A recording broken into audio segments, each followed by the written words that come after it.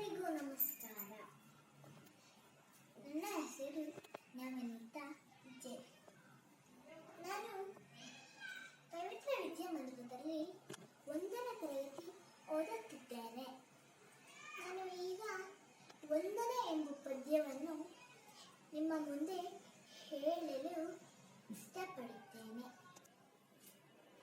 ನವಮಾಸ ಹೊತ್ತು ನನ್ನನ್ನು ಹೆತ್ತು ಸಾಗಿದ ತಾಯಿಗೆ ವಂದನೆ. ಮೈ ಮುರಿದುಡಿದು ನನ್ನನ್ನು ಸಲಹಿ ಬೆಳೆಸಿದ ತಂದೆಗೆ ವಂದನೆ. ವಿದ್ಯಾ ಬುದ್ಧಿ ಬಾಲ್ಯದಿ ಕಲಿಸಿ ಹರಸಿದ ಗುರುವಿಗೆ ವಂದನೆ.